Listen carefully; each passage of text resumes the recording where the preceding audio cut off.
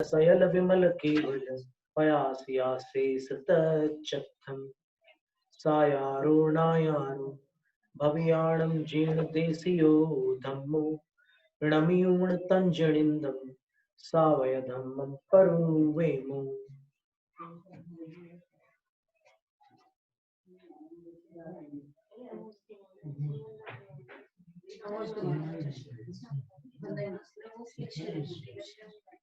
नमस्ते बंदा है।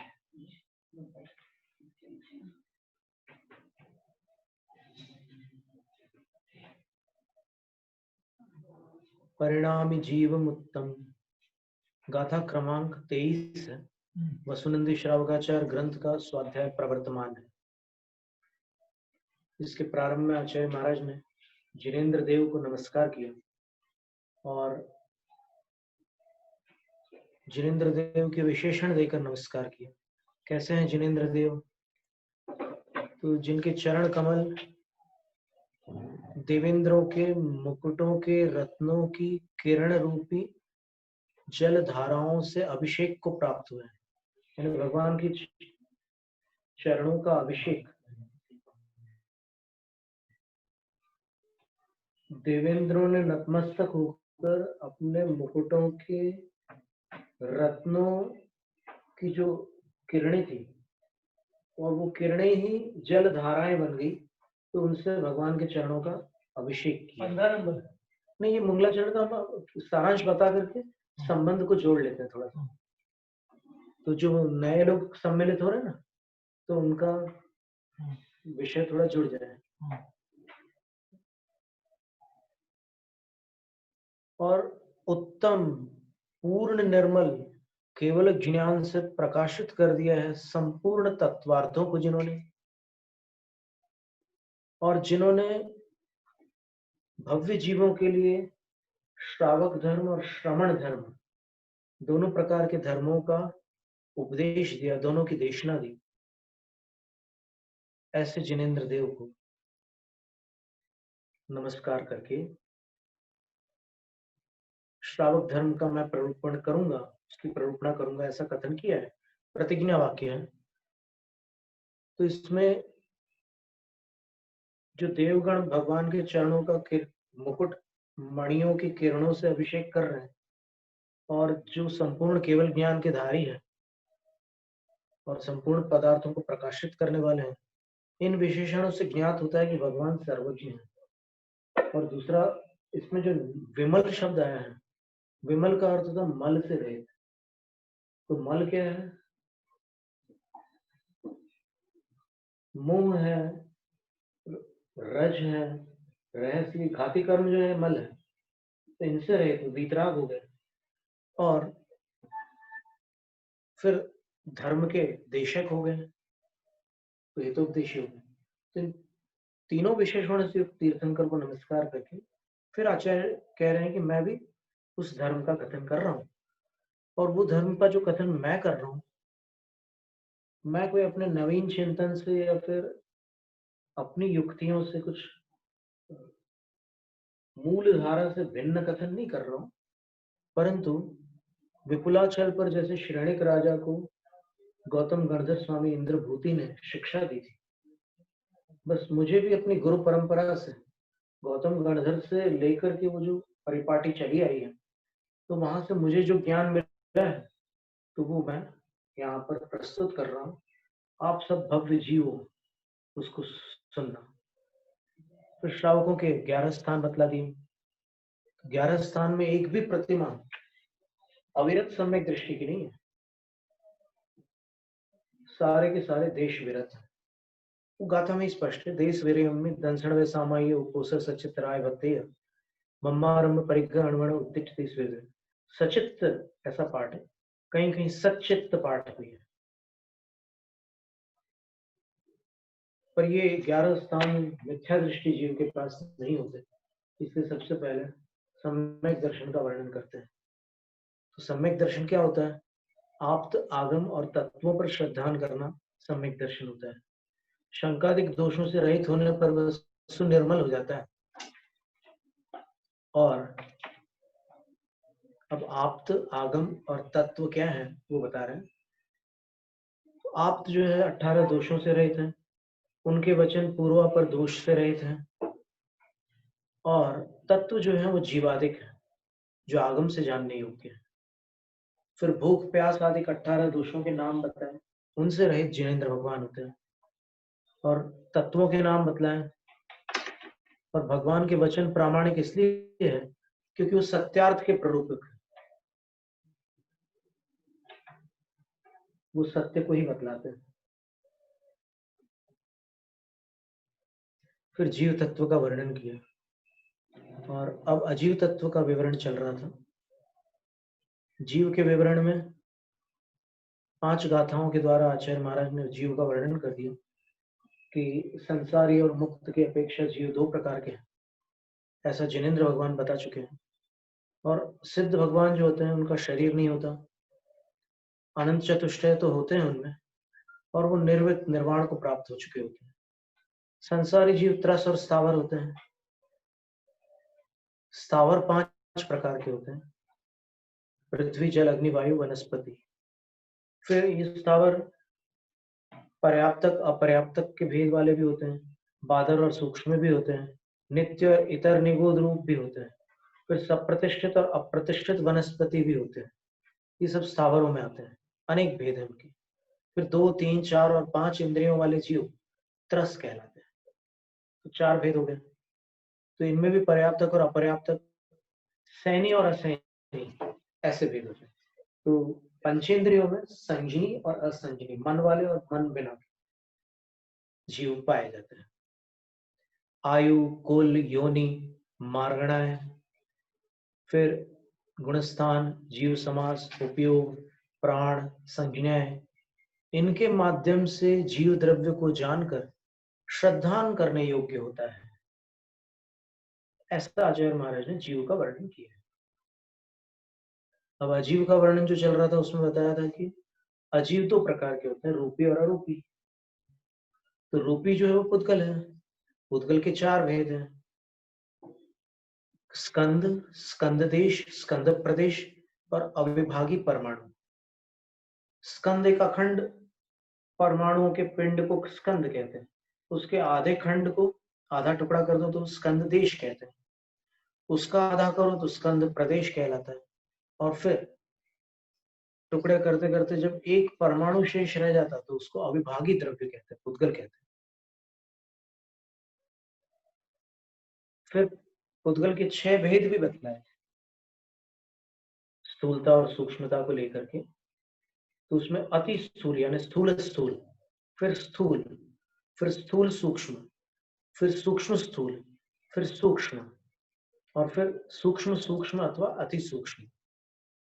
तो इसके उदाहरण बतलाया कि स्थूल स्थूल पृथ्वी है, आंखों से भी दिखती है, हाथों से भी पकड़ में आती है, उसमें कठोरता आदि भी गुण होते हैं।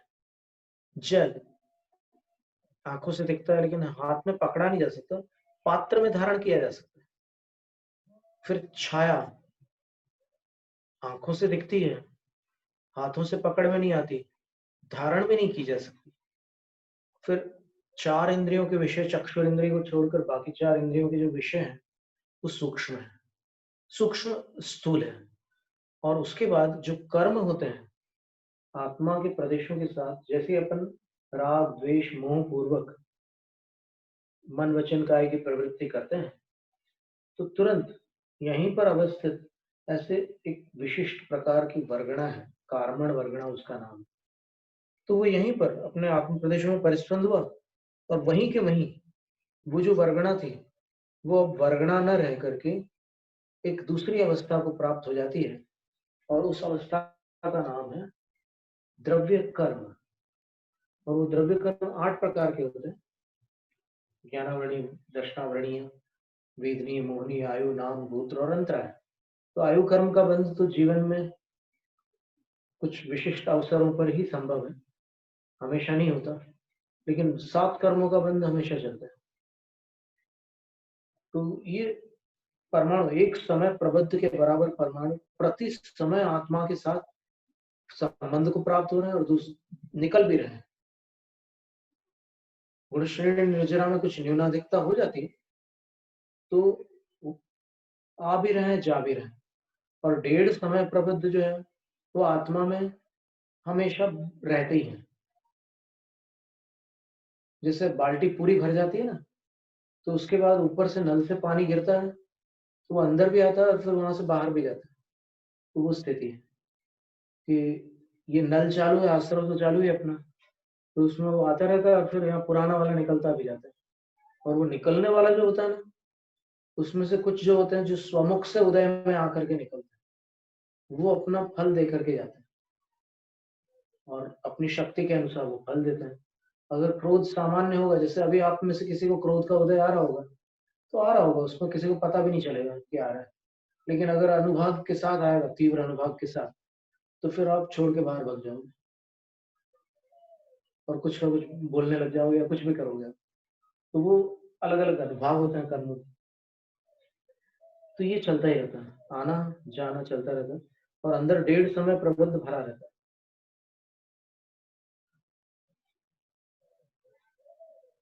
तो ये एक प्रक्रिया चालू ही है।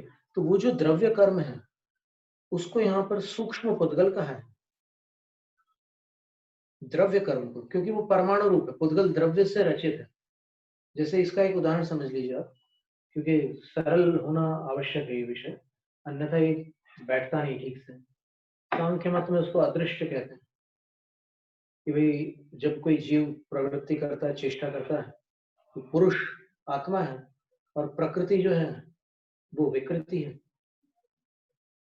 तो उससे जब जीव कोई परिणमन कुछ करता है, तो एक अदृष्ट नाम का संस्कार पड़ जाता है आत्मा में, और कालांतर में फिर वो संस्कार अपना फल देता है। ये अन्य दर्शनों में, सांख्य अकेले का नाम नहीं ले रहे हैं, लेकिन ऐसा मत है, अदृष्ट बोलते हैं। और यहाँ पर गीता आदि में उसको कर्म ही कहा गया है कि कर्म करते हैं तो फल मिलता है। और जैन मत में ये बताते हैं कि वो कर्म तीन प्रकार का है। एक वो कर्म है जो अपने अंदर भावों के रूप में अपन कर रहे हैं, जैसे राग कर रहे हैं, द्वेष कर रहे हैं, या जो कुछ भी कर रहे हैं, ये सब भाव कर्म के अंतर्गत आ जाता है, क्योंकि वो केवल भाव गम्य है और भाव तक ही उसकी सीमा है। और दूसरे द्रव्य कर्म है। द्रव्य कर्म जो होते हैं वो क्या है कि कुछ तो चाहिए ना, आज आपने जो किया उसका हिसाब लगाने के लिए कुछ तो चाहिए। तो उसका हिसाब कोई अलग से बैठ करके लगाता हो कि इसने ये किया, इसने ये किया, तो पूरा एक रजिस्टर रखना पड़े, और फिर पूरा एक कोई दुनिया का बड़ा से बड़ा कंप्यूटर भी अनंत जीवों का रिकॉर्ड नहीं बना सकता। संख्यात जीवों के रिकॉर्ड्स तो बन सकते हैं, पूरे जो सर्च करते हैं, तो फिर ये फिंगरप्रिंट से सर्च करते हैं, फेस से सर्च करते हैं, आइरिस से सर्च करते हैं, तो वो जितना उसमें अवेलेबल है डेटा में, वो निकल सकते हैं, वो संख्यात है, असंख्यात भी नहीं है। और यहाँ जीवों की राशि तो अनंत है, तो अनंत जीवों के कर्मों का हिसाब किताब कैसे संभव? तो वो हिसाब किताब कोई अन्य नहीं करता, और अगर कोई अन्य करेगा तो फिर अनेक प्रश्न उठेंगे। यहाँ पर जैन मत में ऐसा माना गया कि वो एक सहज प्रक्रिया है। ऐसी प्रक्रिया है कि जैसे कोई क्रिया हुई और उसके बाद उस क्रिया की प्रतिक्रिया होगी। आपने कांच का ग्लास ऐसे हाथ से छोड़ा, वो जब तक टकराया नहीं था तब तक कांच का ग्लास था, लेकिन टकराने के बाद टुकड़े टुकड़े हो गए। तो ये स्थिति सहज होती है। और इस बात को गीता के 18वें अध्याय, गीता के दूसरे अध्याय में, भगवत गीता में भी कर्म की चर्चा आती है, तो वहां पर उसके दूसरे अध्याय में श्री कृष्ण जी ने अर्जुन से कहा, न कर्तृत्व न कर्माणि लोकस्य सृजति प्रभु, न कर्म फल संयोगम स्वभावस्तु प्रवर्तते, नादत्ते कस्यचित् पापम न चैव सुकृतम विभु।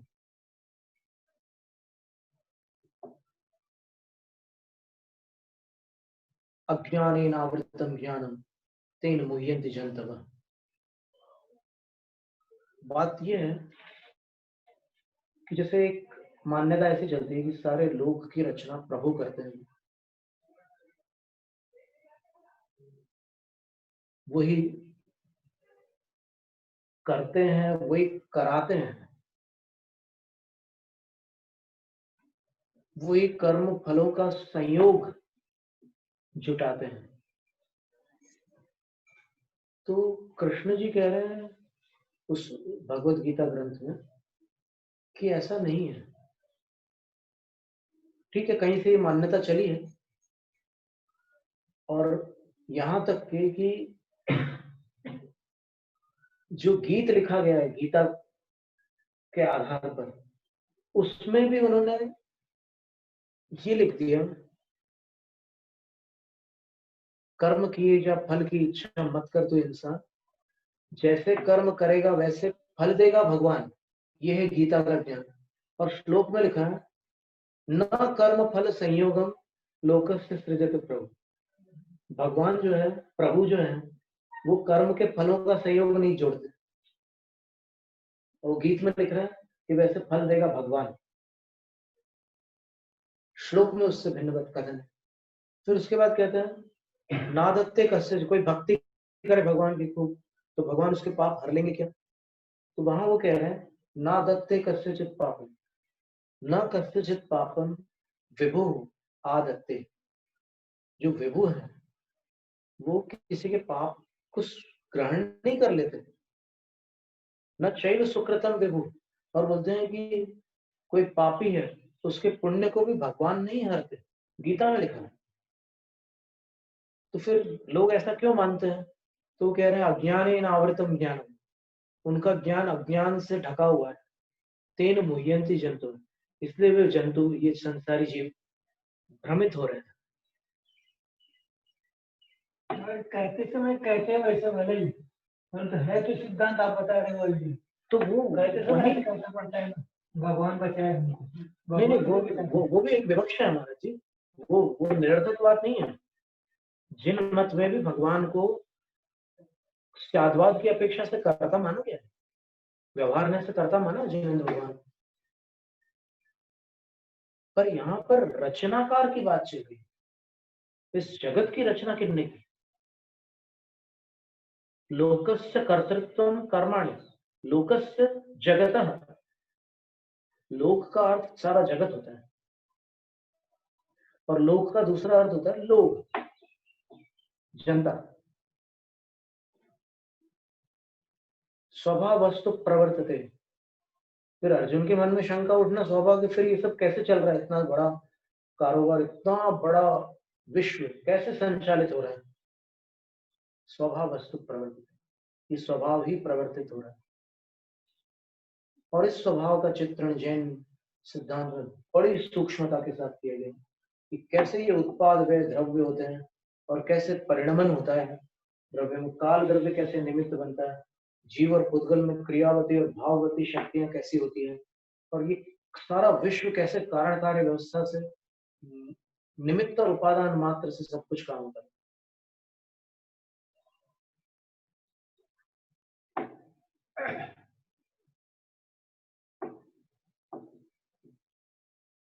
और फिर इसमें क्या होता है कि समझते अपने अंदर जो अपना ज्ञान है उसमें अपने को बहुत खाली जगह छोड़ना आवश्यक है।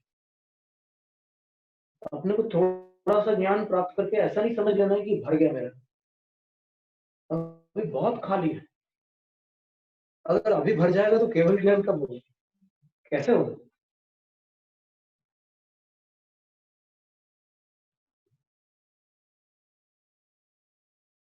और सर्वथा अकर्ता हो ऐसा भी नहीं माना जा सकता। तत्व दृष्टि का कथन तो, या बच्चे अपने कर्मों से पलते से,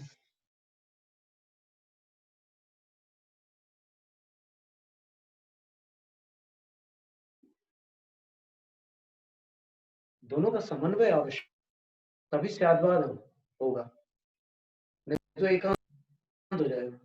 भाग्य का एकांत करोगे, काल का एकांत करोगे, नियति का एकांत करोगे, कोई भी एकांत पकड़ लोगे, क्योंकि एकांत पकड़ने में बड़ा सुकून मिलता है लोगों को। क्योंकि सापेक्ष दृष्टि की आवश्यकता नहीं, नियति है, सब होना होगा। कर्म से होता है वो अपनी ताकत होता है, चेष्टाएं सब थक जाती, जो होना है सो होता है। ये ऐसी कविता। और फिर उसके बाद हमने 2 लाइन और लिख दी उसमें, जो बिना परिश्रम सोता है वो पीछे चल के रोता है, भाग्य भरोसे क्या होता है, सब कुछ मेहनत से होता है। दोनों बातें हैं, एक निषेध नहीं कर रहे अपन किसी, दोनों बातें हैं। पंडित जगनमोहन लाल जी किस्सा सुनाते थे कि एक भाग्यवादी था और दूसरा पुरुषार्थवादी, दोनों मित्र थे और दोनों जन्मांध थे। तो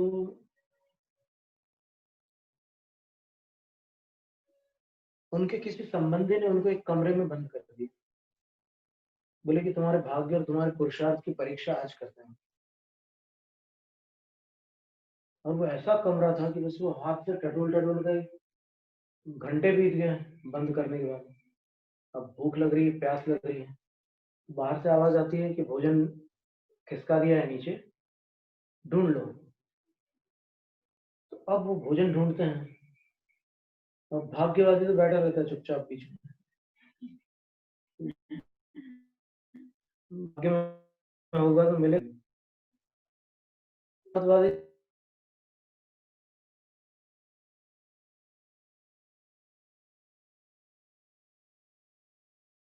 और ये बड़े चैन से बैठा हुआ बेफिक्र हो गए।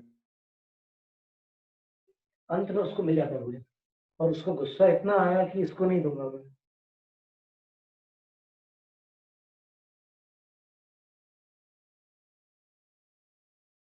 तो ढूंढे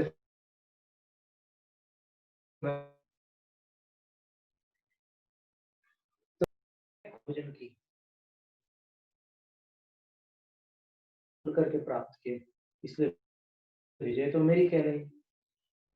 फिर ये भाग्यवादी से पूछते कि तू कैसे जीता, बोले मेरे को बैठे बैठे मिल गया, मैं जीता। फिर बोले कि चलो ठीक है,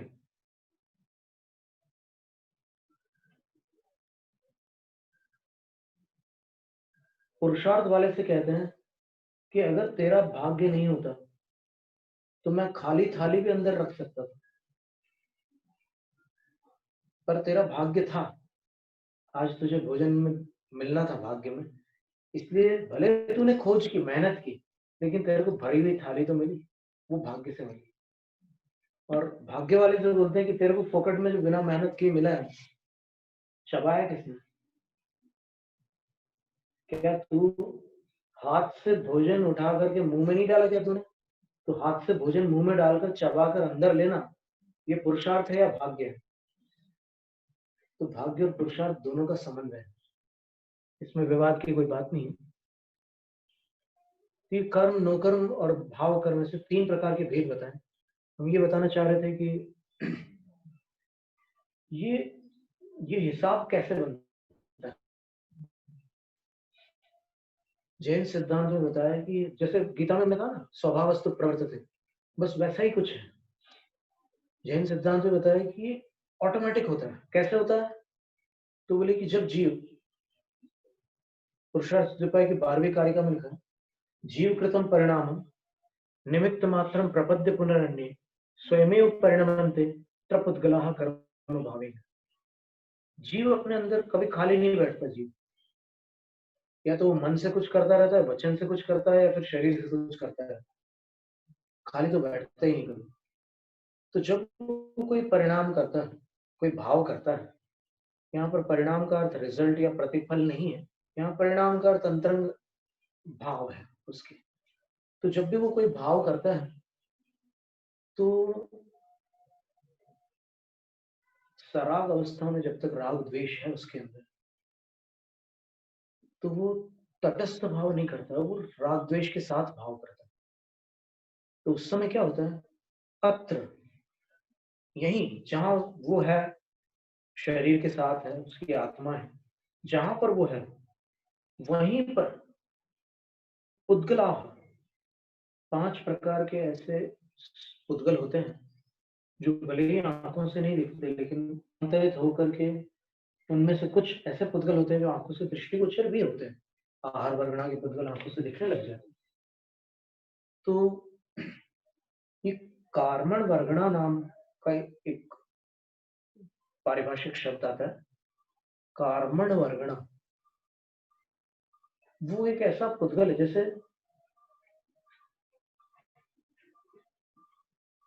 खीर जो होती है वो भात से दाल से, खीर जो होती है वो उसके योग्य सामग्री से बनती है। रोटी जो है उसके योग्य सामग्री से बनती है। हर वस्तु उसके योग्य सामग्री से तैयार होती है। उसी प्रकार ये द्रव्य कर्म, जो जीव द्रव्य से भिन्न है इसलिए उसको द्रव्य कर्म कहते हैं। उद्गल द्रव्य से बना हुआ जो कर्म है वो यहीं पर जो परमाणु है वो जीव के भावों से कर्म के रूप में परिवर्तित हो जाता है। जिससे आप समझ लीजिए कि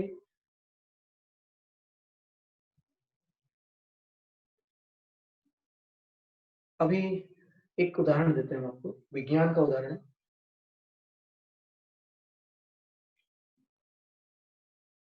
वनस्पति तेल होते हैं, मूंगफली का तेल है, तिल का तेल है, ऐसे और भी सोयाबीन वगैरह के तेल होते हैं। तो इन्हीं तेलों से वनस्पति घी बनता है। घी कैसे बनता है वनस्पति घी? उसमें हाइड्रोजन मिला था। तो हाइड्रोजन और वनस्पति तेल, इनके मिश्रण से वनस्पति घी बन जाता है। लेकिन वो मिश्रण निकल नाम की एक धातु होती है, उसकी उपस्थिति में ही बन सकता है, उसके बिना नहीं बनता। आप ऐसे हाइड्रोजन गैस छोड़ दो उसमें तेल में तो घी नहीं बनेगा वहां से। वो निकल एक कैटलिस्ट बोलते हैं उसको, उत्प्रेरक बोलते हैं हिंदी भाषा में। तो बस यही स्थिति है कि ये आत्मा है और वो कारण वर्गणा के परमाणु जो है पुद्गल है, मैटर जिसको बोलते हैं अंग्रेजी भाषा में।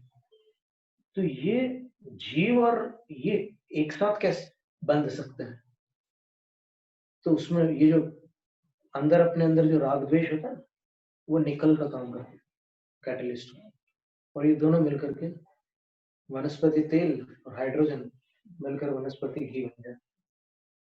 तो ये मिश्रित अवस्था है जीव की। अभी जीव शुद्ध जीव नहीं है, अकेला नहीं है। इस जीव के साथ ऐसे अनंत परमाणु बंधे हुए हैं कर्मों के।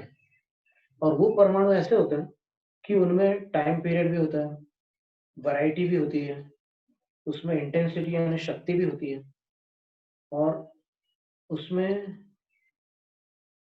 वो क्वांटिटी भी होती है। कितने परमाणु, जो समय प्रबंध की बात की थी ना हमने, एक समय में जो निकलते हैं, बाल्टी से पानी जो गिरता है नल चालू है, फुल भरी हुई बाल्टी, वैसे अपने अंदर एक 1.5 समय प्रबद्ध कर्म भरे हुए हैं। नवीन कर्म आता है, एक समय प्रबद्ध अंदर आता है, एक समय प्रबद्ध बाहर जाता है, निकल जाता है। तो समय प्रबद्ध का मतलब क्या है, वो राशि कितनी है? तो आचार्यों ने लिखा है, मोहम्मद साहब आचार्य नेमिचंद सिद्धांत चक्रवर्ती लिखते हैं कि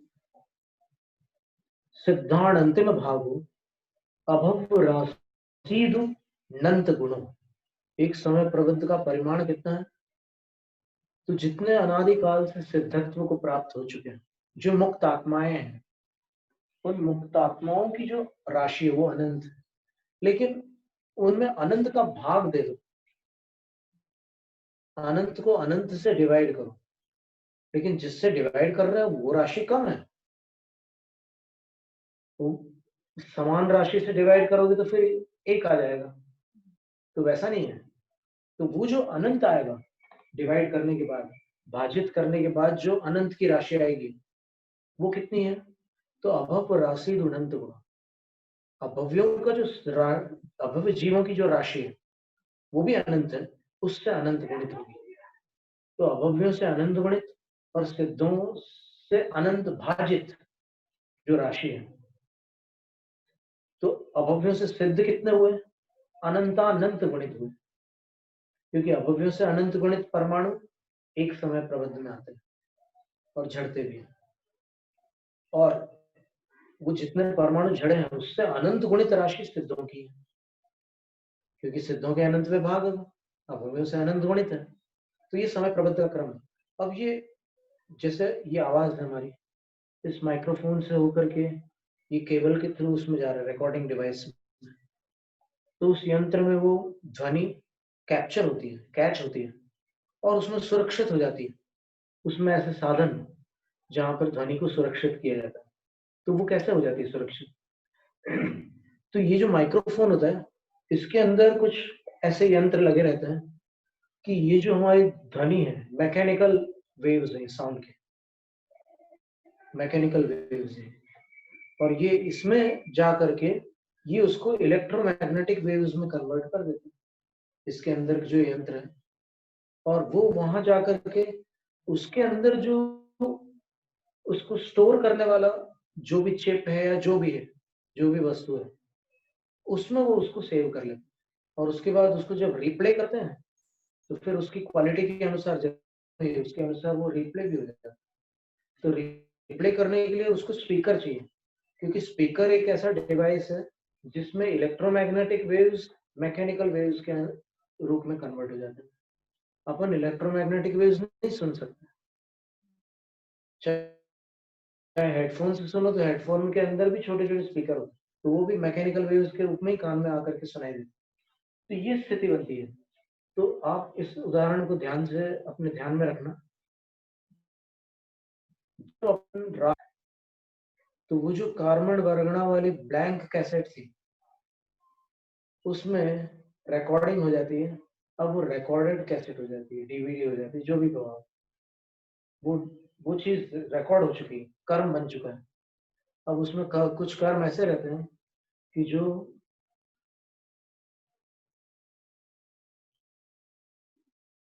कुछ ऐसी डीवीडी भी आती है ना कि जिसमें री रिकॉर्ड हो जाता है, री राइट हो जाती है डीवीडीज। कैसेट्स में भी ऐसा होता था, उसका टैब तोड़ दो तो फिर वो रीराइट नहीं होता था, वैसा का वैसे ही रहता था। और टैब अंदर कागज वागज कुछ फंसा दो वापस, तो वो वापस से री रिकॉर्ड हो जाता है। तो अपने अंदर भी जो कर्म बनते हैं वो दो प्रकार के होते हैं। कुछ ऐसे होते हैं कि जो बिल्कुल परमानेंट हो जाते हैं, उसको आप ऑल्टर नहीं कर सकते, निदत्त निकाचित कर्म कहते हैं उनको, मोटे तौर पर पत्थर की लकीर। और कुछ ऐसे होते हैं कि जिनको आप बदल सकते हैं, उनको रिप्लेस भी कर सकते हैं, कन्वर्ट भी कर सकते हैं, डिमिनिश भी कर सकते हैं, एनहांस भी कर सकते हैं, माने घटा भी सकते हैं, बढ़ा भी सकते हैं, उसकी शक्ति में परिवर्तन कर सकते हैं, जमाने की प्रक्रियाएं कर सकते हैं। 10 करण होते हैं, कई करण हो जाते हैं उसमें। अंतिम 2 करण तो निधत्त और निकाचना, उनको छोड़ दो। तो जैसी करनी वैसी भरनी, ये निधत्त और निकाची तो पत्थर की लकीर वाले कर्मों के लिए ही है ये कहा। बाकी जो कर्म है उनको प्रायश्चित के द्वारा, सदाचार के द्वारा, त्याग तपस्या के द्वारा, जप के द्वारा, ध्यान के द्वारा और अन्य अनेक अनेक विधियों के द्वारा अपन धो सकते हैं, साफ कर सकते हैं। पर कुछ कर्म ऐसे होते हैं जिनको साफ नहीं किया जा सकता।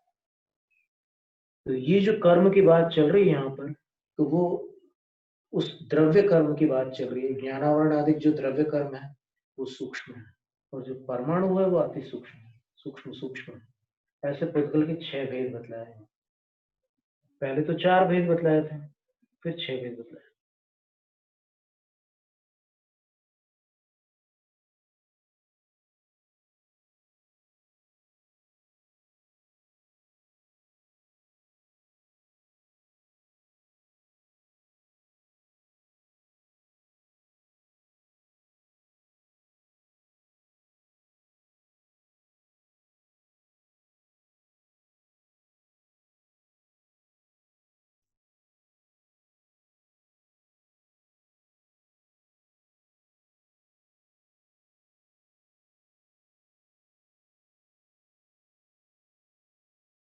यहाँ पर ये एक विशेष प्रकार का द्रव्य है जो पूरे लोकाकाश में भरा हुआ है। एक ही द्रव्य है, वो अखंड द्रव्य है पूरे लोकाकाश में। और वो जो जीव और भूतगल गतिमान होते हैं उनको गति में सहायक हो, जैसे पानी मछली के लिए सहायक होता है तैरने में। तो इस तरह से ये धर्म द्रव्य अधर्म द्रव्य रोकने में सहायक होता है। आकाश द्रव्य जगह देता है। काल द्रव्य वर्तना में हेतुभूत होता है। वर्तना क्या होती है? उत्पाद द्रव्य वर्तना में सहायक होता है। फिर काल के दो भेद बतला है, परमार्थ काल और व्यवहार काल। परमार्थ काल काल द्रव्य है और व्यवहार काल ये है घड़ी, घंटा, दिन, रात, पक्ष, माह, चतुर्मास, ऋतु, अयन, ये सब व्यवहार काल है।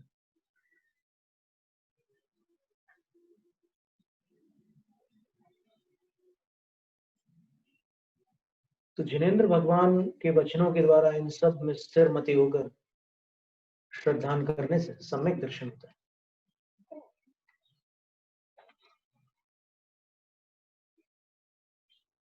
इस प्रकार अपन ने आज जो अपन ने 2 दिन में पढ़ा था, 3 दिन में, उसी को एक प्रकार से दोहरा लिया।